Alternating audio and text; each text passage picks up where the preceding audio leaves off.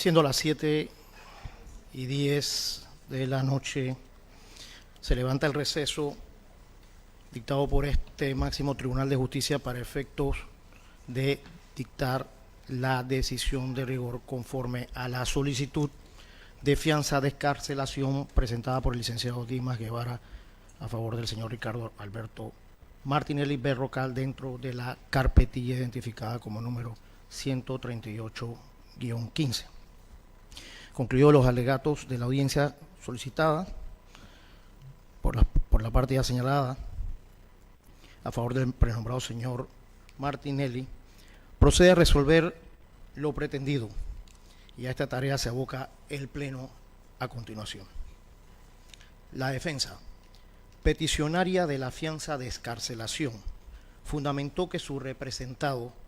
tiene derecho a esta institución jurídica de manera resumida por lo siguiente: porque no está vinculado, que los delitos que se investigan permiten la fianza, no se va a evadir porque tiene arraigo profesional y familiar, que no hay peligro de afectación de pruebas porque hace 2 años el fiscal concluyó la investigación y por razón de su condición médica. Fundamentó los artículos 241, 490, 224, numeral 5, 247, 237 del Código Procesal Penal. En su oportunidad procesal, el magistrado fiscal se opuso a la fianza de excarcelación, en síntesis porque considera que la vinculación del señor Ricardo Alberto Martinelli Berrocal es evidente, ya que con las distintas reformas realizadas al Consejo de Seguridad Nacional, el presidente de la República tenía poderes absolutos, por lo que prueba su actividad premeditada. Respecto al vocero de los querellantes, el licenciado Carlos Herrera Morán, también coincidió con el señor fiscal de oponerse rotundamente a que se le conceda la fianza, ya que no vino al país de manera voluntaria porque se utilizó el mecanismo de la extradición. El licenciado Cuevas, en representación del señor licenciado Rosendo Rivera, querellante coadyuvante, señaló que respecto al tema de salud, ya el juez de garantía tomó sus decisiones cumpliendo las funciones de garantizar la salud del señor Ricardo Martinelli, por lo que traer el citado tema se constituye en una deslealtad procesal. Y se hace la pregunta que si las condiciones jurídicas han variado desde el mes de junio pasado, considerando el peligro de fuga que se mantiene, además de tener 2 hijos prófugos de la justicia panameña.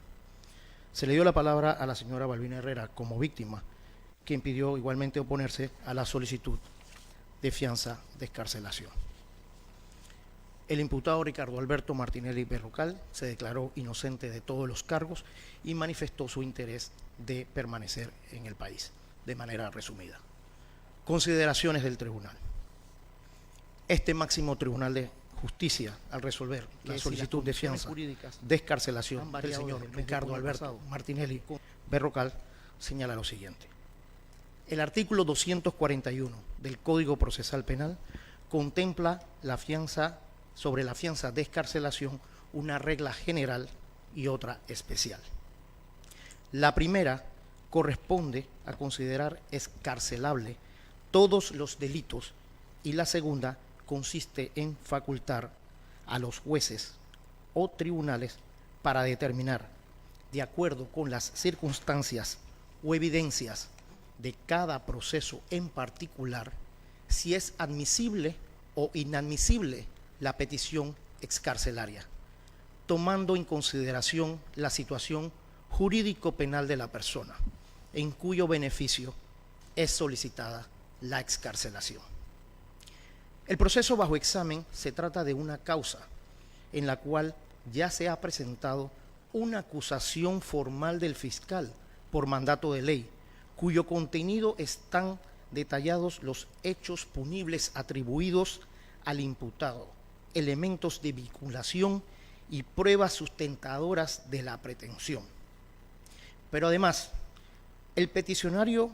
solo afirmó que su representado no estaba vinculado con los hechos investigados, sin ofrecerle al tribunal mayor información pertinente para afirmar la misma.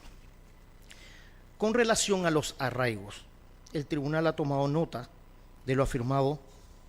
por la defensa y del mismo sindicado, pero no puede desestimar las circunstancias que rodearon la comparecencia del señor Martinelli y que requirieron el desarrollo de un proceso de extradición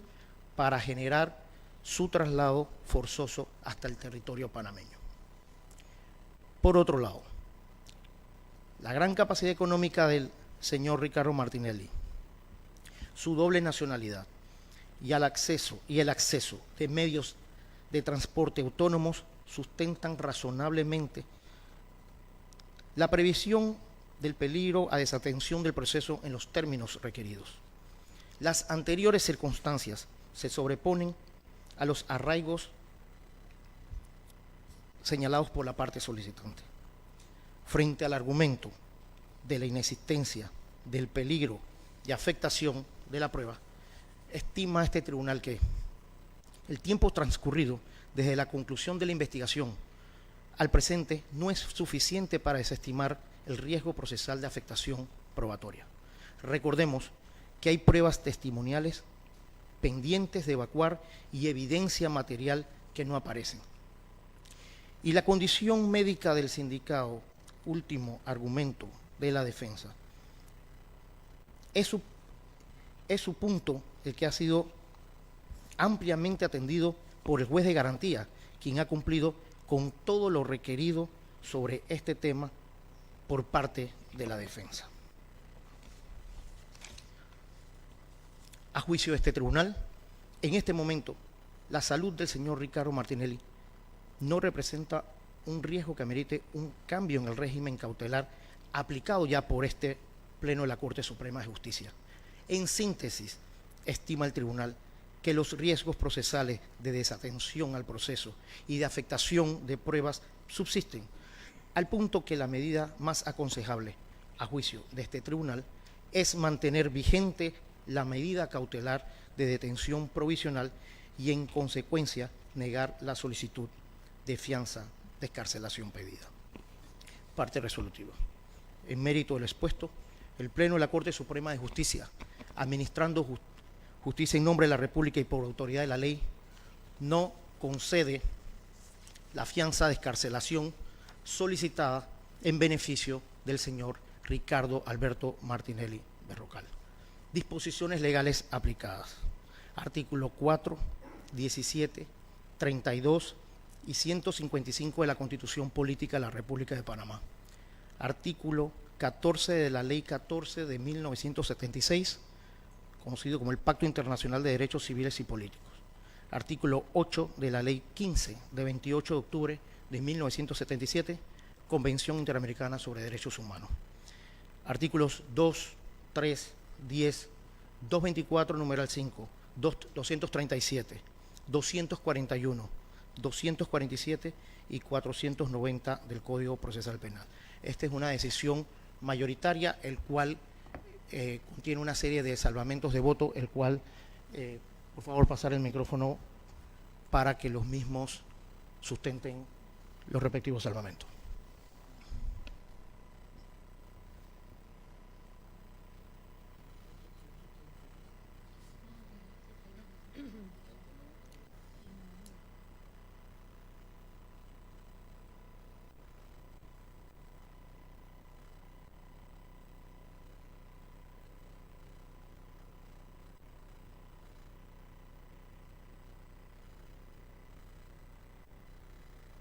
Salvamento de voto. De manera respetuosa debo indicar que no comparto que el Pleno de la Corte Suprema de Justicia en forma mayoritaria se haya pronunciado sobre la solicitud de fianza que hizo la defensa del señor Ricardo Martinelli Berrocal ante el Pleno de la Corte Suprema de Justicia durante la tramitación de la fase intermedia del proceso penal, el cual fuera activado con base al artículo 155 constitucional que desarrollan los artículos 487 a 496 del Código Procesal Penal, argumentándose la solicitud, entre otras razones, que tiene arraigo familiar en el territorio nacional, al igual que no existe peligro para evadirse de la jurisdicción panameña y que todos los delitos atribuidos son excarcelables. Mi disidencia la fundamento en este razonamiento. Si bien la solicitud de medida cautelar de carácter personal, consistente en una fianza de excarcelación, debe ser determinada por el Pleno de la Corte Suprema de Justicia, como lo establece la parte final del artículo 155 del texto constitucional, el cual atribuye a esta autoridad su competencia exclusiva. Hay que recordar que conforme a dicho precepto, el legislador dispuso que las medidas cautelares personales solamente podrán ser autorizadas en dos momentos procesales: durante la fase de investigación y en la etapa de juicio, tal como lo establece el artículo 490 del Código Procesal Penal. En efecto, el contenido del artículo 490 del Código Procesal Penal claramente dispone lo siguiente. Artículo 490, medidas cautelares. En la fase de investigación y en la fase de juicio, corresponderá al Pleno de la Corte Suprema de Justicia autorizar la aplicación de toda medida cautelar restrictiva de la libertad del diputado y en la que ordene a aprehensión o secuestro contra los bienes de esto.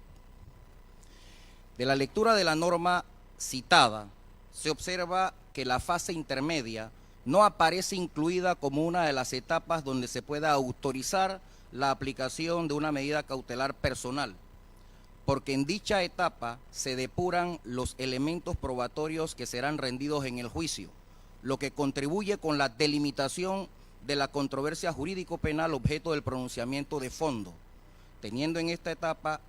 que estar libre de distracciones, dilaciones y articulaciones que comprometan la concentración, legalidad y eficacia con la que se desarrolla la etapa intermedia.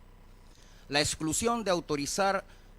una medida cautelar en la fase intermedia dentro de los procesos acusatorios seguidos a los miembros de la Asamblea Nacional y los diputados del Parlamento Centroamericano obedece a la naturaleza especial de esta clase de procedimiento, la cual se regula en el libro tercero, capítulo, sección tercera y capítulo séptimo. En los procesos especiales que se tramitan ante el Pleno de la Corte Suprema de Justicia, la fase intermedia es sustanciada por el mismo juez de garantía que condujo la fase de investigación, distinto a lo que ocurre en el procedimiento penal común, en cuya estructuración o diseño legal el juez de garantías difiere en la fase de investigación y en la etapa intermedia. Esto es, no es la misma persona la que actúa como juez de garantías. Es importante aclarar que la cuestión regulada en la disposición jurídica explicada previamente no debe ser confundida con la revisión judicial de la detención provisional contemplada en el artículo 240 del Código Procesal Penal, que establece la posibilidad que en cualquier momento del proceso acusatorio ésta pueda ser revisada. Así, en el primer supuesto, se busca imponer una medida cautelar específica que solo puede ser autorizada o reconocida en dos momentos distintos, según la norma especial ya explicada, mientras que el segundo supuesto pretende revisar en cualquier etapa la detención provisional impuesta con anterioridad y que está surtiendo sus efectos y que podrá ser examinada siempre que varíen las circunstancias que determinaron su aplicación. De manera que bajo estas condiciones fue concedida la posibilidad de la revisión judicial de la detención provisional como uno de los mecanismos que pretenden que sea repasada la detención provisional. Con base a esa disposición especial que rige los procesos penales contra los miembros de la Asamblea Nacional, sean principales y suplentes, al igual que los diputados del Parlamento Centroamericano, se considera improcedente la petición de la defensa del señor Ricardo Martinelli Berrocal, dado que la causa seguida en su contra no se encuentra en la fase de investigación ni de juicio, sino en la etapa intermedia, gobernada por el juez de garantías, la cual, reitero, es una etapa distinta a la investigación y juicio, que son los únicos momentos procesales donde el Pleno de la Corte Suprema de Justicia está autorizado para disponer la aplicación o no de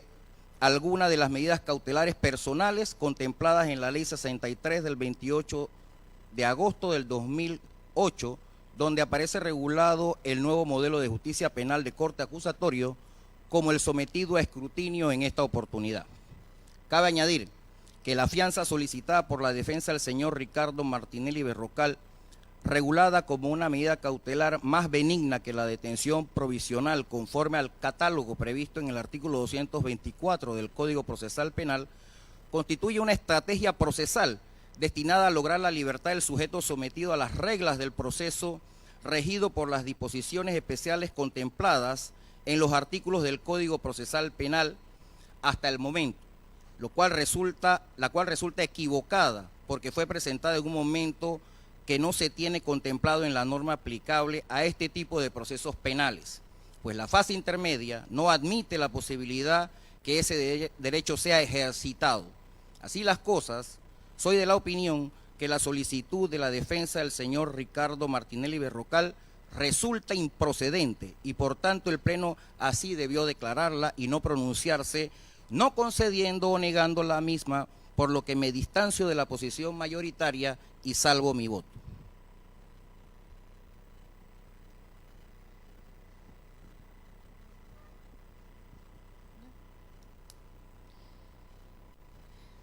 Buenas noches. Salvamento de voto de la magistrada Ángela Russo de Cedeño. Como primer punto, debo aclarar que esta es la primera audiencia que tiene el Pleno de la Corte Suprema de Justicia como tribunal de instancia, con posterioridad a la renuncia del señor Ricardo Alberto Martinelli Berrocal al Parlacén, Parlamento Centroamericano. Previamente en la audiencia, donde se resolvió el recurso de hecho interpuesto por el licenciado Adolfo Pití, expliqué en voto razonado que el Pleno de la Corte Suprema de Justicia tiene 3 roles cuyos procedimientos son distintos a saber. Número 1, el Pleno de la Corte Suprema de Justicia como tribunal de instancia para conocer el juzgamiento de los diputados de la Asamblea Nacional. 2, el Pleno de la Corte Suprema de Justicia como tribunal constitucional que conoce, entre otros procesos constitucionales, de la acción de amparo de garantías constitucionales. 3, el Pleno de la Corte Suprema de Justicia como tribunal de segunda instancia para conocer los recursos de apelaciones contra las decisiones que tome el magistrado juez de garantía en el curso del proceso. Si bien en la decisión tomada como tribunal de alzada, atendiendo a la reformatio impeius, el Pleno de la Corte Suprema de Justicia únicamente podía revisar la decisión tomada por el magistrado de garantías en relación al tema en discusión, es decir, la admisión o no del recurso de hecho y la admisión o no de la querella, sin poder realizar consideraciones distintas, ya que así lo demanda el artículo 167 del Código Procesal Penal. En este momento, encontrándonos como tribunal de instancia, sí es posible analizar otros aspectos que han sido alegados en audiencia. El Pleno de la Corte Suprema de Justicia en este momento actúa como tribunal de instancia o juez natural, de conformidad con lo establecido en el artículo 155 de la Constitución Política de la República de Panamá, para analizar la viabilidad o no de conceder al señor Ricardo Alberto Martinelli Berrocal una medida cautelar personal, específicamente fianza de excarcelación. El Código Procesal Penal entiende por juez natural lo siguiente: artículo 4, juez natural. Nadie será procesado ni condenado por jueces o tribunales especiales o de excepción. La potestad de juzgar y aplicar la pena o medida de seguridad corresponde únicamente a jueces y tribunales previamente instituidos de conformidad con la Constitución Política, la ley y según las competencias asignadas a cada uno. En virtud que el abogado defensor y su representado han planteado ante el Pleno de la Corte Suprema de Justicia que este tribunal ha perdido la competencia para juzgar al señor Ricardo Alberto Martinelli Berrocal, en atención a que renunció al Parlacén, Parlamento Centroamericano, y por consiguiente perdió la calidad de diputado de dicho organismo internacional, soy del criterio, y así lo hice saber, que el Pleno de la Corte Suprema de Justicia, como tribunal de instancia,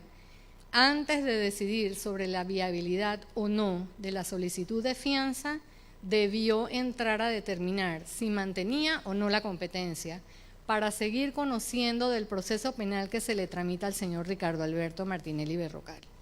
En este sentido, debo señalar que ante el Pleno de la Corte Suprema de Justicia, como tribunal constitucional, se presentaron 2 demandas de amparos de garantías constitucionales contra la decisión del magistrado de garantías Jerónimo Mejía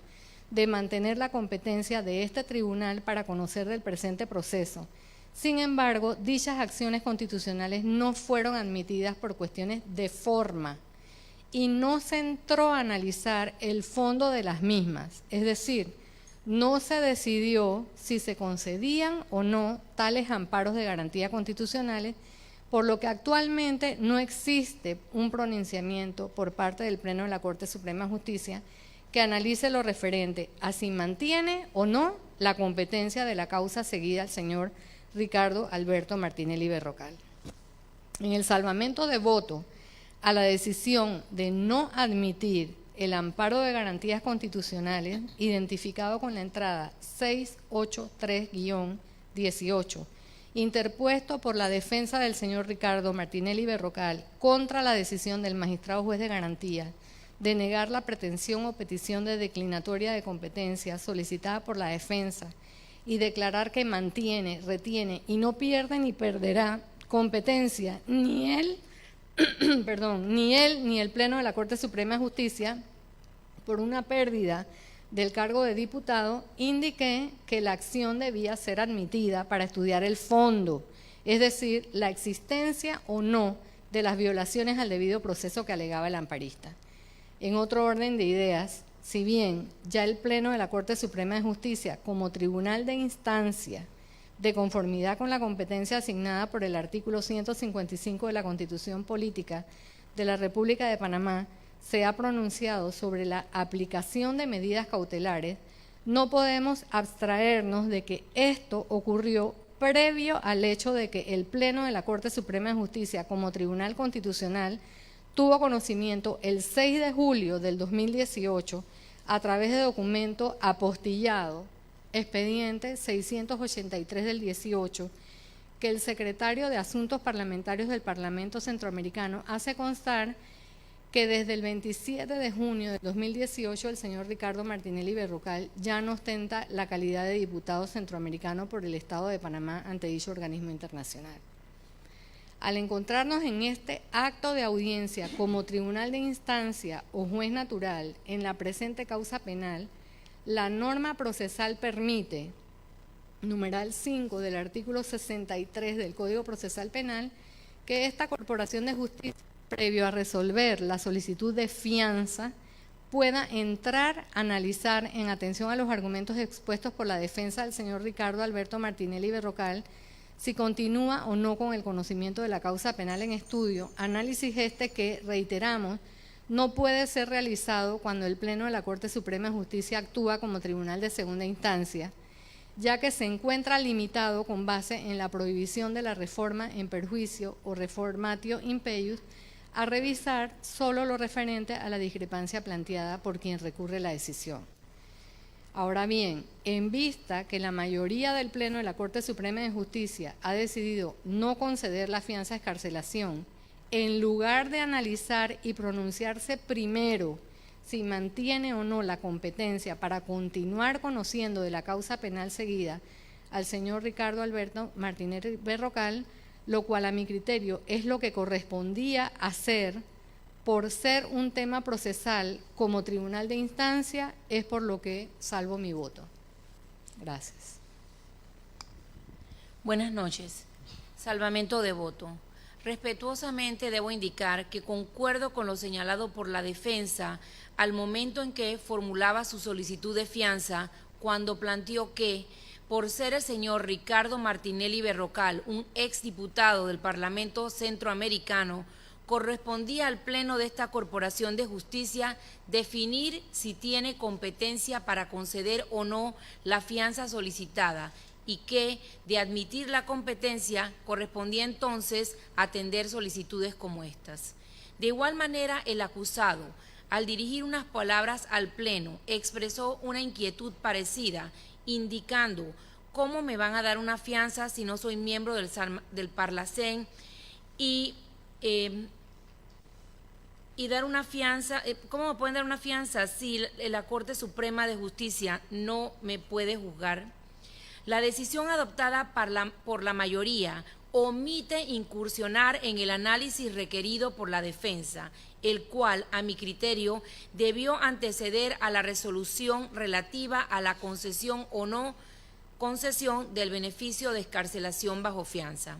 Al respecto, es importante mencionar que el artículo 234 del Código Judicial define la competencia en lo judicial como la facultad de administrar justicia en determinadas causas. Por su parte, el artículo 31 del Código Procesal Penal establece que la competencia es improrrogable y que se fija por razón del territorio, por la pena, por factores de conexidad y por la calidad de las partes. De otra parte, el artículo 155 de la Constitución Política establece que los miembros de la Asamblea Nacional podrían ser investigados y procesados por el Pleno de la Corte Suprema de Justicia por la presunta comisión de algún acto delictivo o policivo, sin que para estos efectos se requiera autorización de la Asamblea Nacional. Esta norma constitucional también señala que la detención preventiva o cualquier medida cautelar será determinada por el Pleno de la Corte Suprema de Justicia. Por tanto, el Pleno de la Corte Suprema de Justicia adquirió la competencia para conocer de otras solicitudes de naturaleza semejante que se dieron en este proceso en virtud del factor de calidad de la parte, tal como lo establece el artículo 31 del Código Procesal Penal. Sin embargo, reitero que para resolver el fondo de esta solicitud de fianza de excarcelación, la Corte debió entrar a definir su competencia de acuerdo a los factores que la fijan a la luz de lo normado por el artículo 31 del Código Procesal Penal en uno u otro sentido, tal como fue requerido por la defensa. Pero ello no se hizo. En consecuencia, no apruebo ni desapruebo la decisión de fondo a la que se ha arribado esta noche, sino que me manifiesto en desacuerdo con dicha omisión. Es importante mencionar que a través de este salvamento de voto me mantengo consecuente con la posición que he venido asumiendo como integrante del Pleno durante el conocimiento de dos acciones constitucionales de amparo de garantías, interpuestos en nombre y representación del señor Ricardo Martinelli Berrocal contra las decisiones del magistrado juez de garantía Jerónimo Mejía al momento en que resolvió negar la pretensión o petición de declinatoria de competencia por la pérdida del cargo de diputado del Parlacén, pues en aquel momento señalé en ambas ocasiones que el Pleno debía admitir ambas acciones constitucionales de amparo y de esa manera entrar al fondo de la pretensión constitucional para definir la competencia del Pleno de la Corte Suprema de Justicia respecto a la situación jurídica procesal del acusado. Panamá, 10 de septiembre del 2018, magistrada Asunción Alonso Mujica. Buenas noches. Salvamento de voto del magistrado Efrén C. Tello C.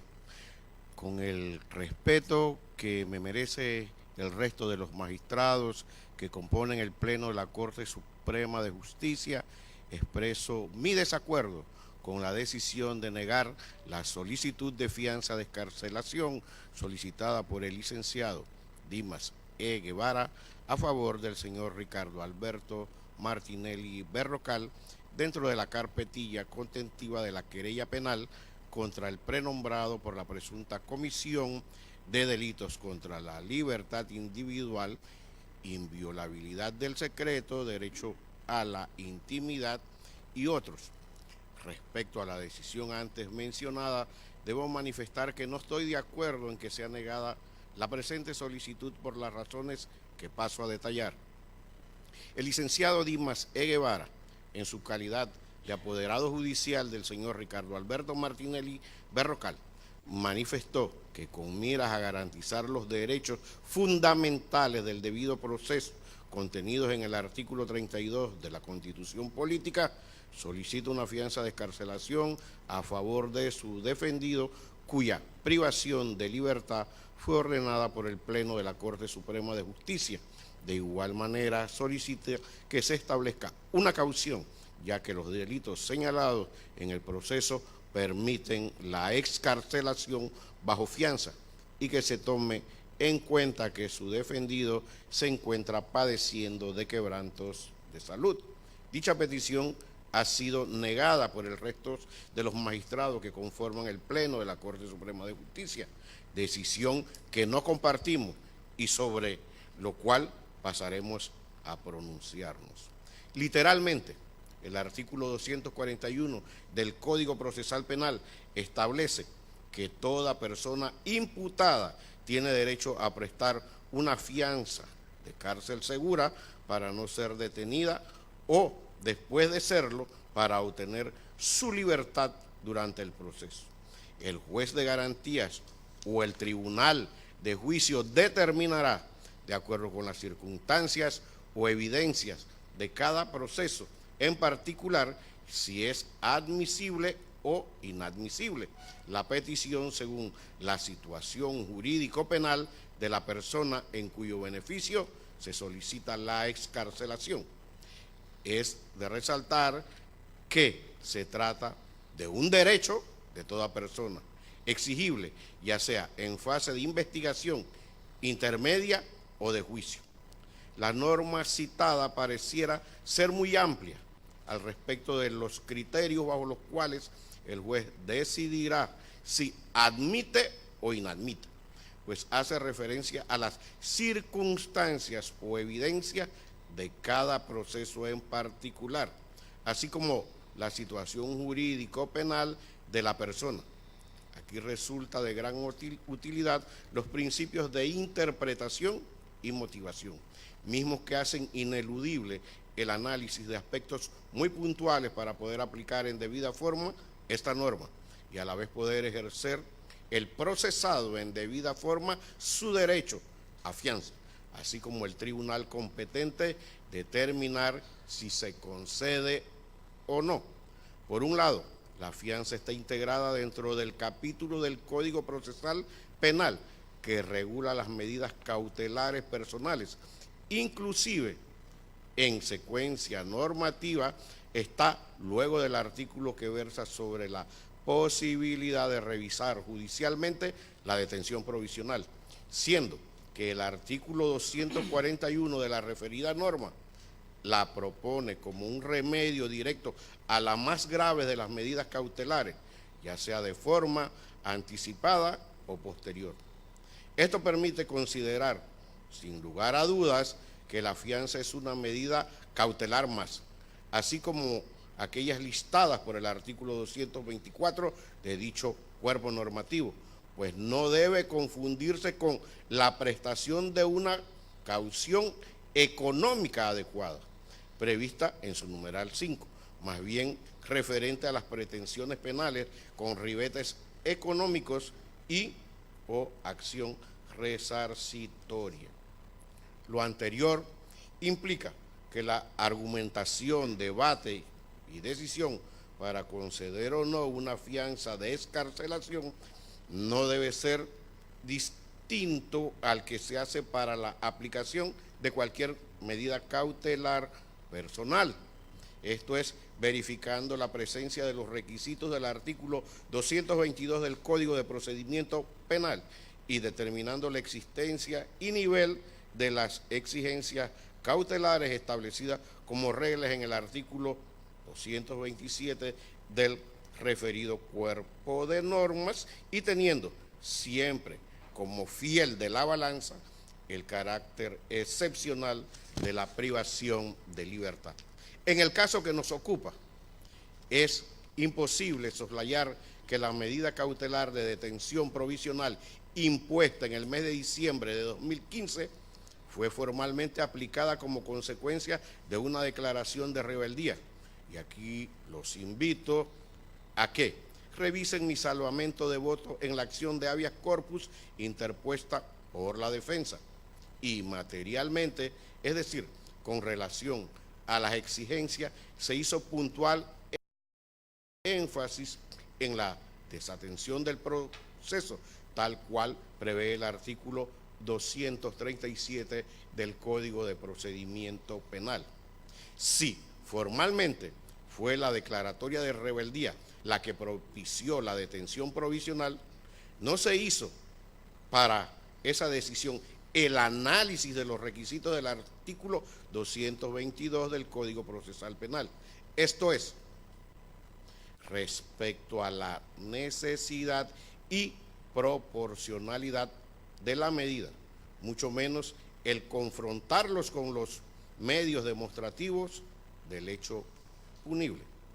Ese análisis nos llevará directamente a determinar el nivel de las exigencias cautelares del caso, las cuales se han visto reducidas de forma importante, precisamente por haberse concretado el proceso de extradición del procesado y hecho efectiva la orden de detención provisional.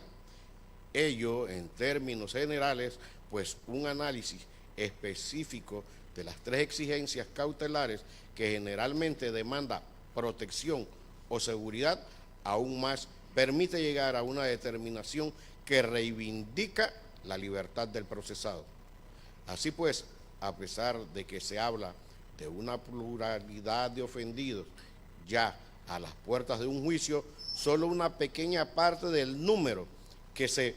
pregona ha procurado reivindicar sus derechos en este proceso y sería sobre ellos que cabría demanda de protección por el peligro que podría representar el procesado. Más claro es que objetivamente durante el proceso nada indica que el mismo haya siquiera intentado acercarse a ellos por el mismo o por interpuesta persona. Al final de cuentas, no podemos obviar que la posición del procesado como figura pública muy difícilmente podrá evitar que quienes figuran como ofendidos del hecho que se investiga dejen de percibir desde su particular punto de vista que él les causa un daño moral. De otra parte,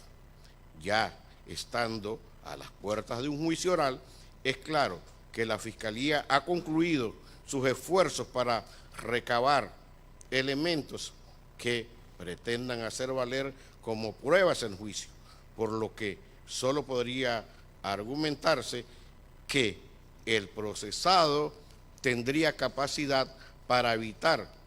que estos elementos se practiquen como prueba en juicio. Pero si en buena parte de ese acervo probatorio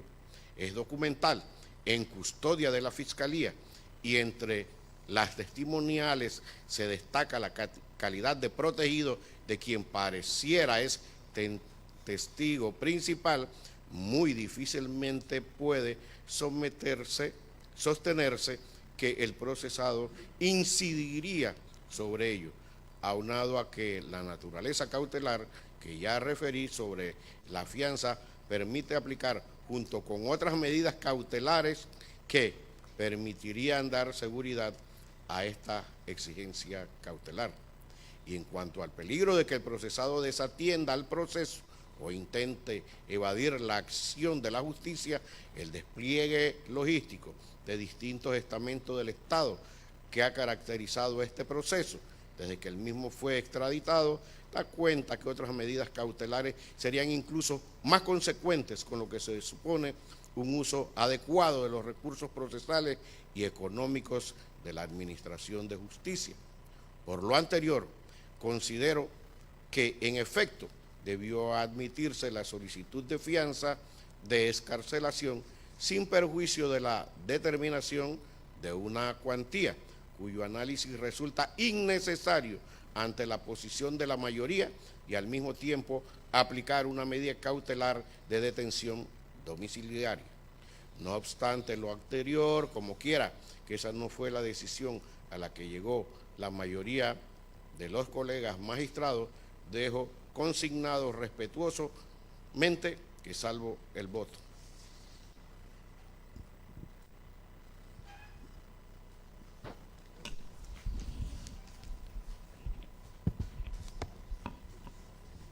Con todo respeto a los colegas magistrados y a las partes de este proceso, me veo en la necesidad de hacer un voto explicativo y el mismo lo hago sobre lo que se ha vertido en la última fase de esta parte de la audiencia. Debo señalar, en primer lugar, que estoy de acuerdo con la decisión adoptada por la mayoría del Pleno. Sin embargo, me veo en la obligación de manifestar que las consecuencias jurídicas que implica este tipo de procesos especiales, principalmente por la atención que tiene la ciudadanía respecto de los mismos, estimo necesario señalar las siguientes consideraciones. En primer lugar, deseo manifestar, así como lo hice a través del voto explicativo en la decisión anterior de hoy, 10 de septiembre del 2018, que resolvió el recurso de hecho, que en esta decisión del Pleno debe limitarse únicamente a resolver el tema pedido por la defensa. Es decir, el Pleno debe restringirse a pronunciarse únicamente sobre la fianza de excarcelación, por lo que no debe argumentarse sobre ningún otro tipo de tema jurídico, y mucho menos de índole procesal como lo es el de la competencia. Por lo que reitero, en esta decisión el Pleno debe solamente ceñirse a decidir sobre la viabilidad de la fianza de excarcelación o no viabilidad de la fianza de excarcelación. Por otra parte, considero importante, a modo de ilustración, señalar que, aun cuando la redacción del artículo 490 del Código de Procedimiento Penal se observa que se hace referencia a que la aplicación de las medidas cautelares le corresponderá a este Pleno decretarlas en la fase de investigación y en la fase de juicio oral, de lo cual pareciera que solamente en esas etapas puede conocer el Pleno de estas medidas cautelares, lo que pareciera generar un vacío en cuanto a este tema en la etapa intermedia. Sin embargo, no podemos olvidar el contenido del artículo 13 del Código Civil, que señala lo siguiente: cuando no haya ley exactamente aplicable al punto controvertido, se aplicará las leyes que regulan casos o materias semejantes y, en su defecto, la doctrina constitucional, las reglas generales del derecho y la costumbre, siendo general y conforme a la moral cristiana. En este sentido, conforme a la jurisprudencia, constituye un principio general del derecho la doctrina de los propios actos, cuya esencia radica en que nadie puede venir contra sus propios actos, y en consecuencia el Pleno, al negar que es su competencia para resolver la fianza, aún en fase intermedia, iría contra sus propios actos, toda vez que ya él mismo resolvió en varias ocasiones sobre la aplicación o no de medidas cautelares personales en fase intermedia del proceso, incluso en esta misma carpetilla, en los actos de audiencia del 21 de diciembre del 2015 y el 19 de junio del 2018. Además, el artículo 13 del Código Civil, en concordancia con el artículo 155 de la Constitución Política, específicamente el primer párrafo, que señala que la detención preventiva o cualquier medida cautelar de los diputados será determinada por el Pleno de la Corte Suprema de Justicia, debe entenderse que solo el Pleno le corresponde la decisión sobre la fianza que nos ocupa en el día de hoy, lo cual se encuentra contenida en el numeral 5 del artículo 224, que enlista las medidas cautelares de carácter personal. Por otra parte, estimo sumamente importante señalar que la fianza de excarcelación no puede ni debe considerarse un derecho absoluto, toda vez que el segundo párrafo del artículo 241 del Código Procesal Penal le indica al juzgador que deberá atender las circunstancias o evidencias de cada proceso en particular y así determinar si es admisible o no la petición según la situación jurídico-penal de la persona en cuyo beneficio se solicita la excarcelación. Por lo tanto, la admisibilidad o no de la fianza de excarcelación dependerá en cada caso en particular y hasta sería pernicioso por sus efectos pensar que es una obligación de parte del tribunal conceder fianza de excarcelación a toda persona que lo solicita y no a una discrecionalidad legal del tribunal. Y en este caso en particular,